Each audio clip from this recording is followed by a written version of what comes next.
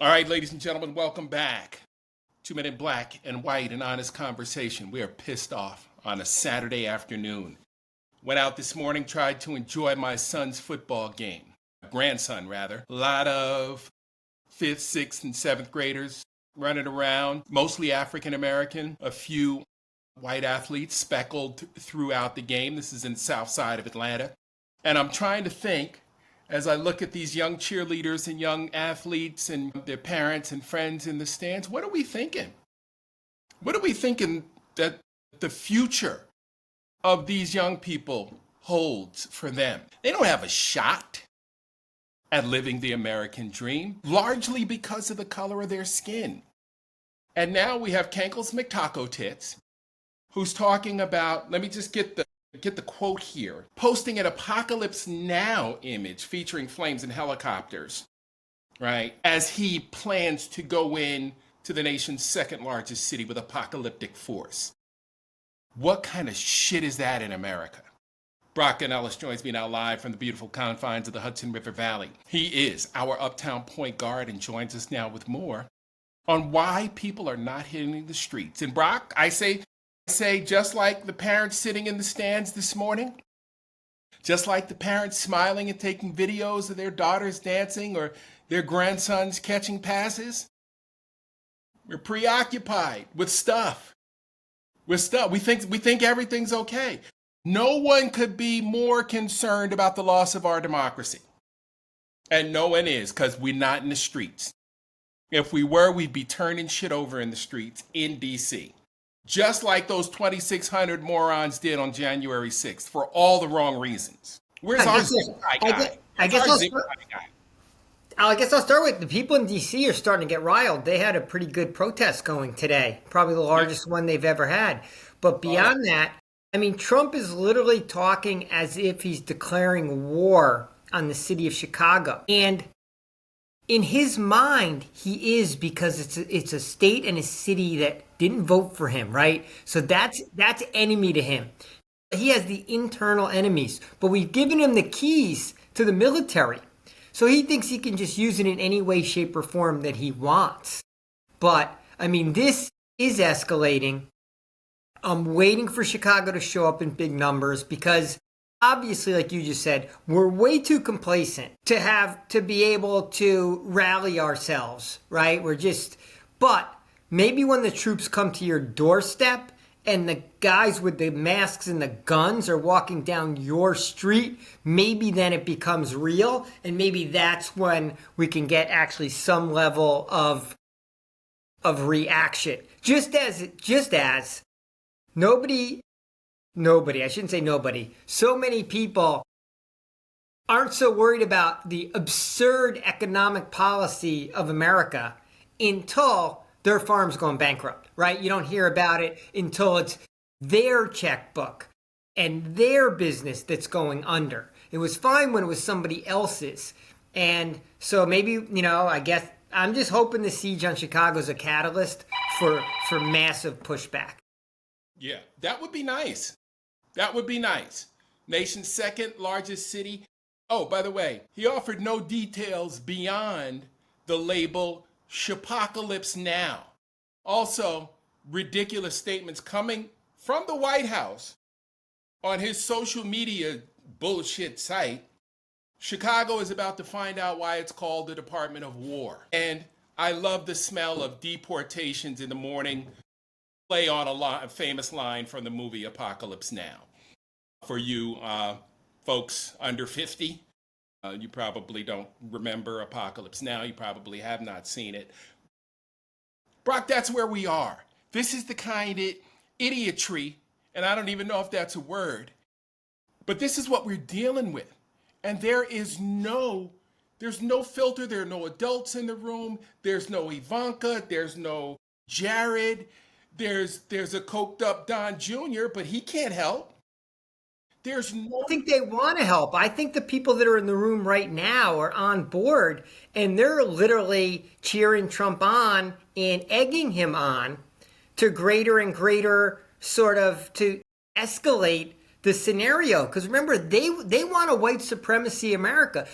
Stephen Miller's on board with the deportations. He's not like a calmer head in the room. He's trying to get Trump to talk like this. For all we know, he's writing the tweets. But this is the world. This is the America as he wants to see it, pushing out the people of color. And who get just. It's such a slippery slope. I mean, we're at war with an American city, another American city, and then it'll be the next one. New Orleans, apparently the next one. So it's been L.A., D.C., Chicago. Now, so are these troops going to continue to occupy our cities? Is that what's happening here? Because we've never seen anything like this. So this is next level shit. This is Nazi Germany type shit. Yeah, othering. France, when Nazis othering went into France. It's all about othering. Anyone can be othered. Look how they even wanna. You just see it from MAGA how they want how aggressively they even go at their own when their own don't play in perfect lockstep, right? Whether it be Cheney or Kinzinger, but now it's Thomas Massey, right? And they're even trying MTG, although she's so deeply MAGA. I don't know how anyone who MAGA can say they're more MAGA than her, right? Like to me, she like her photo is MAGA, right? In the dictionary, what is MAGA? It's MTG. But they're just choose any. It's just this is the problem in not fighting back early in the process. Because it escalates. It doesn't get better. It doesn't self-correct. There is no one in the room trying to self-correct. The only ones left are as fanatical as Trump, or even more fanatical than him, pushing him in that direction. Hegseth's like a Christian nationalist. That Russell Vogt in Budget, right? These are like, well, he's a white supremacist. Miller's a white supremacist. Like Kristi Noem, who knows what her philosophy is, but she loves this, right? What's his name? Homan, who's running, DHS or running ICE, right? These people truly believe, and they're just being more bold about the talk, that America is a white Christian nation. And that's what we have to bring it back to. Right. Yeah, I'm taking a look at some video from that D.C. protest, and you're right, it was pretty robust. This is what we need. Chicago is going to stand up like D.C. You are not going to see these guys waltz in with military vehicles and masked ICE agents into Chicago, because the people of Chicago are known as a tough breed. Hey, you ever done a winter in Chicago? All right, so, ICE agents shouldn't scare you at all, right? Because it gets cold as shit there. And to clarify, I've done one winter day in Chicago. That was enough for me to know. Yeah, exactly. I was happy to leave. I was happy to leave town. Couldn't get out of there fast enough. I was there in November, and I couldn't get out of there soon enough. And I'm telling you what, the people of Chicago are not going to stand for this. You got to get that? Absolutely not. The people of Chicago are not going to stand for this because they've got the kind of pride that you see in big cities that are still somewhat intact. Right? I know it's been gentrified, but, the protests that we saw earlier in Chicago help us understand that these folks still have enormous amount of local pride and city pride and neighborhood pride, and they're not going to let people just march. Hey, we saw people standing out with AR during the George Floyd protests when they came through Chicago. They need to keep that same energy. I don't know if you remember that, but there were a couple neighborhoods right down there, south side Chicago. And I remember it vividly because a friend of mine who used to live there pointed it out to me. And so, now I know that the ICE agents they're going to be on the Magnificent Mile and the beautiful areas of Metro Chicago, just making sure white America is safe. But, because they don't want the smoke. We haven't seen them. The most we've seen them confront the black and brown boogeymen was at a D.C. pickup basketball game one evening after the sun had gone down. That's it. We haven't seen them in the heat where we know the crime areas are more likely to occur, DC is easy to pick them out. It's easy to pick it out, and DC's not that big. It's not that big. And there are only a few pockets because DC has become so expensive, it's created a hardship for students that go to school there. That's why they're patrolling Howard University, right? Trying to catch a kid from out of the country. Well, Chicago's right? bigger. No, Chicago's bigger. It's going to take a lot more. I mean, a lot more resources. This is going to get violent. We probably were talking this 3-4 months ago that this was going to move its way to violence, and we haven't really talked about it since, right? Even since the LA deployment of troops, which kind of worked its way through without confrontation, without violence. DC, minor shit. A guy threw a sandwich. Not that people aren't getting tackled to the ground and beat the shit out of, right, by the agents, but like there hasn't been a violent confrontation as yet. But it's coming, and Trump is acting like he's taking over America, the parts of America that he doesn't like. And MAGA's on board, right? Because show me someone who's not on board with this. I haven't heard them. I've heard some people that aren't on board now with RFK Jr. We got a few people that are arguing for the Epstein files, and we're talking like 1, 2, 3 at most on any of these topics, right? Haven't heard anyone. Oh, Rand Paul and a couple didn't like that bombing of the boat in the Caribbean. That was not a drug boat. Couple people said a couple things, but no one in MAGA world has expressed any consternation about the fact that the president is basically declaring war on the second largest city in the U.S. after a siege on D.C., right?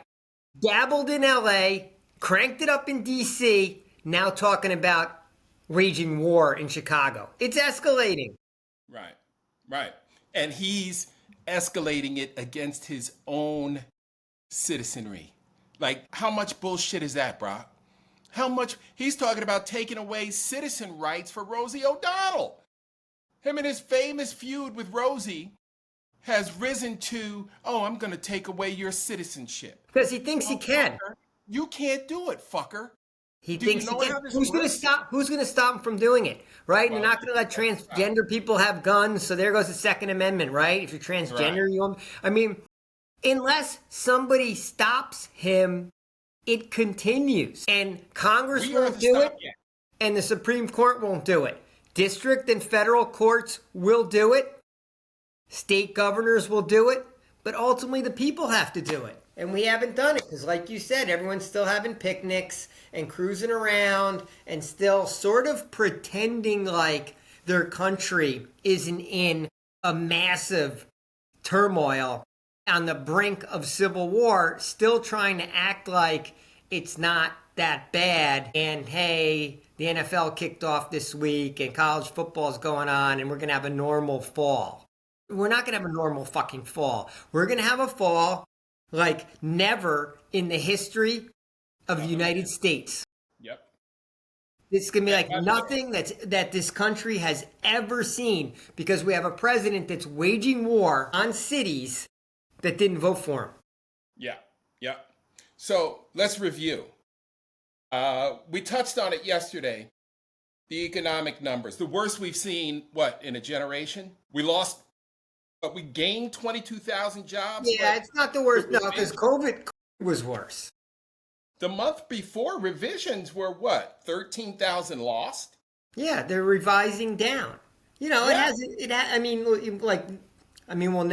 never see anything like COVID in our lifetimes, right? Because, hopefully that was a once in a lifetime pandemic. But outside of that, since 2020, these are the worst numbers that we've seen, and they're probably doctored, right? These are the worst numbers we've seen, and they're being delivered by the guy whose job it was to make them look good.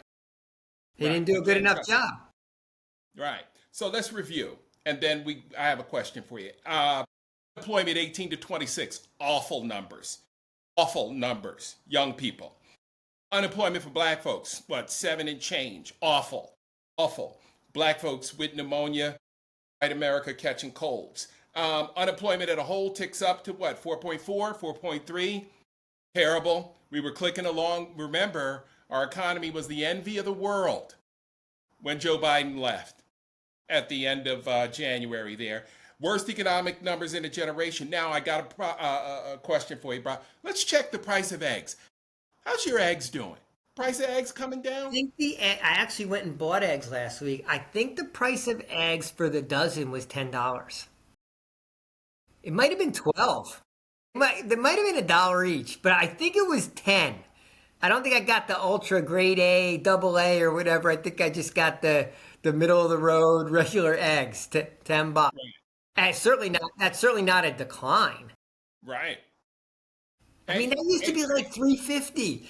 Right. I feel like I'm like an 80-year-old guy talking about when, Coke was a nickel or something. Yes. But like a dozen eggs, yeah, that's one of the most expensive, now it's one of the most expensive items in the cart. But all produce is really expensive.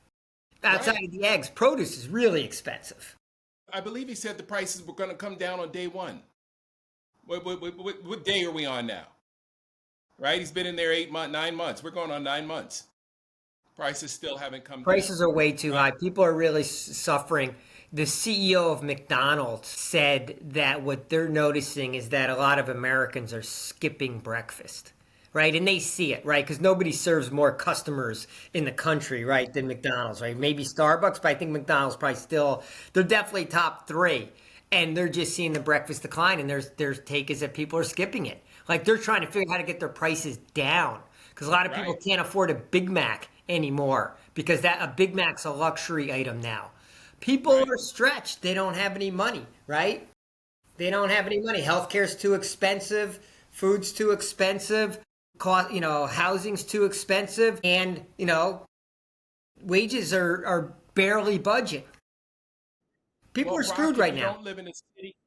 Yeah, and if you don't live in a city like New York or Chicago or LA with a robust public transit system, the average price of a used car, 3-year-old used car, is up 2.5% to $30,500. $30,500.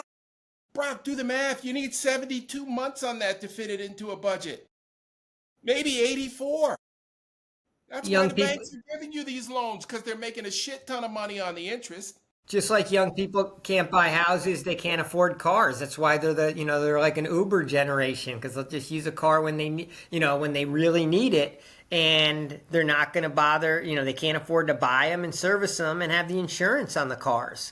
Right. Yeah, there's just so many elements of American life that are in decline that it makes you wonder how there's still even like 36 or 38% of the country that approves of, Trump / Project 2025, because it's all intertwined now, right? This is a regime with an agenda, and show me a place where life is improving, right? Economically, it's in decline.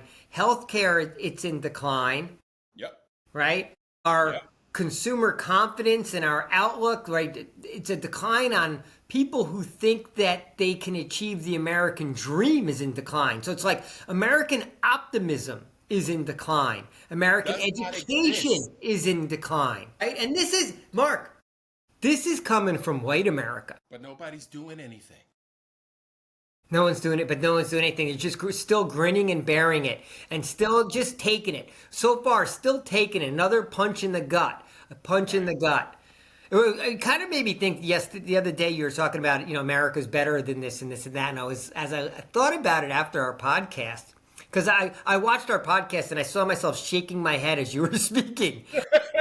And I was kind of like, well, I think black people have, correct me if I'm wrong, have sort of trained themselves to be hopeful and optimistic about America. Because otherwise, maybe you'd be in a constant state of depression at how shitty America is to you.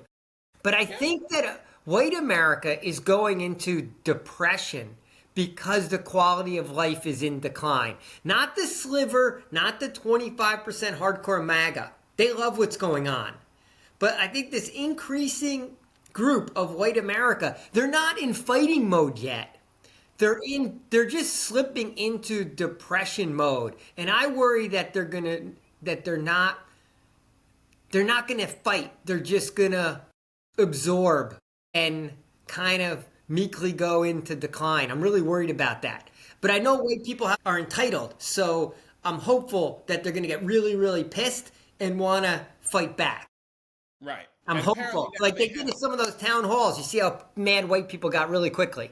Right. And see, here's the thing, Brock. Black people are used to living in limbo, right? We're used to fighting for a piece of the dream. We've been fighting for the piece of the dream since the beginning, right? Since we printed out that first resume and started looking for work after we got that degree, because you told us to get educated. You told us, that this is how you go about being a good employee, right? And then we tried to move up the corporate ladder, and we see our contemporaries moving past us, steadily moving past. Now we got 10 years experience, but I'm still here and he's way up here up on the top floor. I'm still in the middle, right?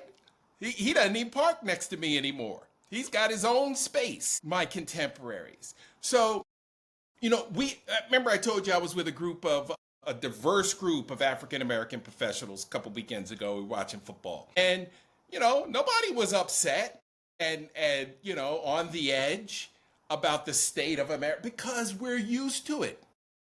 We are used to saying, hey, we got to find a way to make it work. Hey, we got to find a way to pay these bills. Hey, I lost my job. I got to find a way to get another one. Hey, I've got to hustle because my kids want to eat every day, at least 2 meals. Maybe we can skip lunch. We got to figure it out. Brock, I've gone through periods of unemployment that I thought was absolutely horrendous, that I didn't know if I'd come out the other side, and I had to psych myself up. I called it manufactured confidence. When I would go into an interview, and I would walk in there like I owned the place, and meanwhile I was scared to death not to get that job. But you learn how to manufacture that gut check because your family is counting on you. Our families count on us as black men, and we're, just pariahs in society, right? And we go to these places and we think we had these great interviews and we think we did well. We think we're being successful. We think we're doing what we're supposed to do, air quotes, and it yields nothing, right? It doesn't yield the riches that it does for our white counterparts.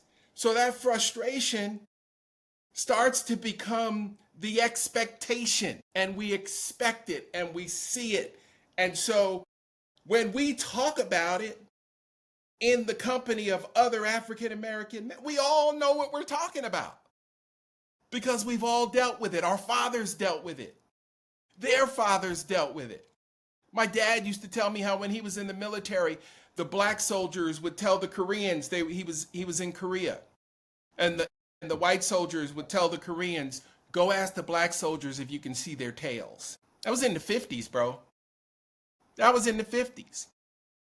My dad served this country and was able to give our family the quality of life that we had through the GI Bill.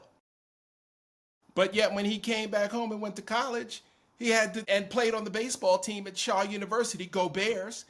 He had to drive around the back to pick up food when they were on a road trip. Couldn't use the whites only bathroom.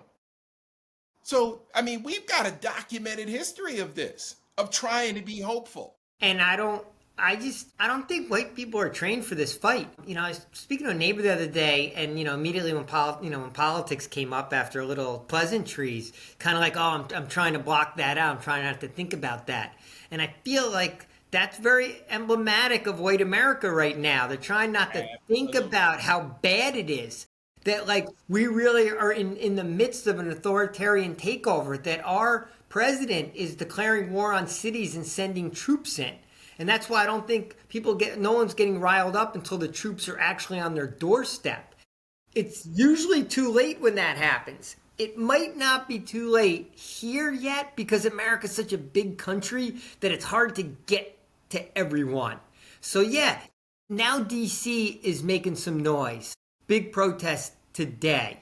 Okay, you know, I wish all these protests were a little more aggressive and violent, right? Like, I want them in Chicago. I want them to take over the Trump building and fucking tear that place apart, right? I'd love to see that. I'm sure people would get killed if they did it, right? So I understand why people wouldn't. But I want some messages of strength shown back the other way. And Yes. if it's going to be nonviolent, then it has to be overwhelming numbers. So it's just going to take more people out there. I just don't think white people, I'm just worried. I'm worried that we haven't had mass protests since the spring, and we've allowed 4 to 5 more months of Project 2025. Right. It is quite frightening what they have done in such a short time, because I keep thinking, damn, how are we going to unravel this? I don't know that we can in our lifetime, Brock. We're in the fourth quarter. Well, we're approaching the fourth quarter. I don't know if we fix this in our lifetime. It's still going, so we don't even know how much there's going to need to be unraveled, right? I mean, shit's getting torn down every day, so there's more that's going to have to be rebuilt. I mean, the trust will not be rebuilt in our lifetimes. No fucking way. Like, the trust, the mistrust amongst us of our other fellow citizens, absolutely never. But we haven't stopped the negatives yet. Right. We haven't put a line in the sand and said no fucking, no more. And I mean, it's gotten a little bit better, but think of this. We've been doing this podcast for like not 8 months now. We talked at the beginning about the message and who the messengers and the message. Leadership. And what's that? And leadership. And we really aren't in that much of a better place as an opposition force than we were in late January when we started, talking about, documenting things, looking at things in black and white and talking about them in black and white. So because of that hopefulness and that trained ability to live in limbo and not expect anything from America, but still be hopeful, is part of why I think I would keep saying we need white leadership. We're going to need black leadership in the opposition because you're just used to it and better at it. And you know how to message it. You'll message it to white people that'll get it. I mean, there's some white people doing a better job, right? Newsom and Pritzker are definitively doing a better job of things. But most white people aren't good at delivering the message. Just think about it. It's been 9 months. We can't name another, who else? Where's a Buttigieg? Almost no other white people have come to the fore, right? It's been AOC and Crockett, Bernie, who's, always been around, right? 90-year-old Bernie Sanders is still the key voice. It's still AOC and Jasmine And here's the thing, Brock, think back, and I'm not going to make you read another book, but one of President Obama's most well-known books, The Audacity of Hope. The Audacity of Hope, from an African-American president, right? And you remember everything he had to deal with. I had a buddy that was working the Secret Service when he was there. Told me no one has received more death threats in a two-term period than President Obama. No one. And here is a man who is still hopeful about America realizing its full potential. And it's because we've all been through it. Black men can kind of walk past each other in the street and go, "What's up, man?" and know when the other has been through it or when he hasn't that particular day. I mean, we can see it in each other's faces. I could see it in my father's face. I could see it in my neighbor's faces. Rick Shelton's dad, I could see it in his dad's face. Because they've all been through it. And Brock, there's nothing more painful than to know that there's a segment of society that looks at you as less than. I don't know if I ever told you the story. I didn't have a prom date from Walter Pannis. No, you told me this one. I didn't have a prom date, and the person that I wanted to take, their parents said absolutely not. It ain't happening. So, Brock, when you go through enough of those, what do they call microaggressions?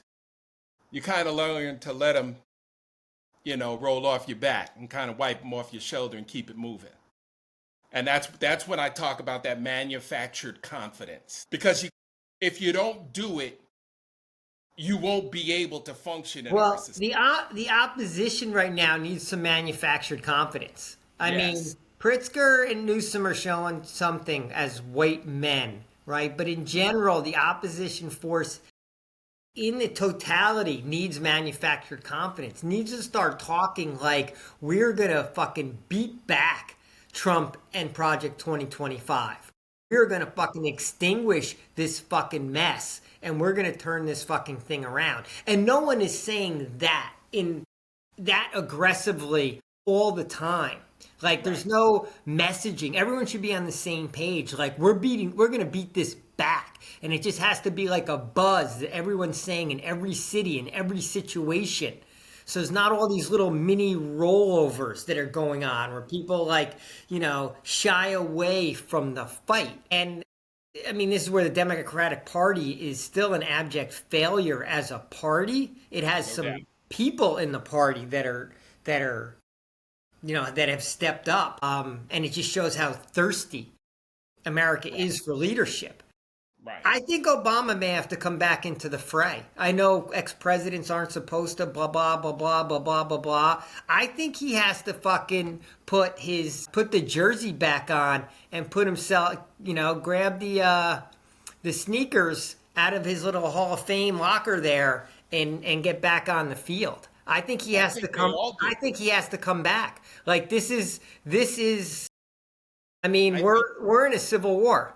Like you can't sit back and just write books and that's why Kamala Harris wrote a book. She's going on a book circuit. I'm so tired of that shit. I don't want to read anyone's fucking book right now. Right? Rally crowds.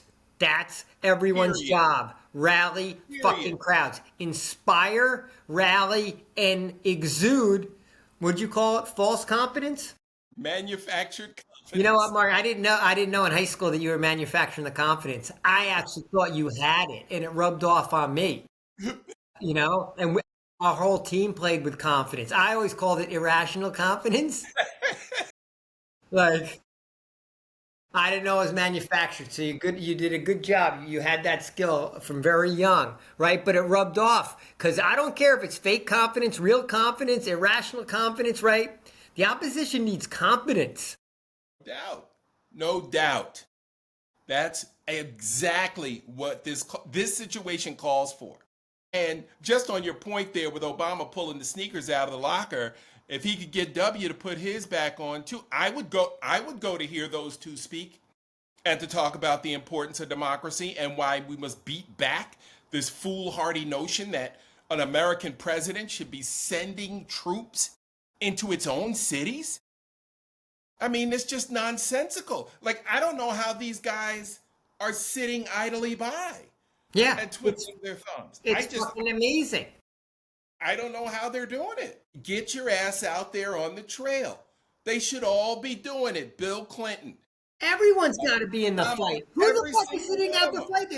You can't pretend like you're not a part of the country just because, what you gave your service, you're done. Hey, a lot more of the military guys are speaking up. So because they just don't like the way the military is being abused, but still speaking up to a level that I would argue is like 1/10 of what they need to do.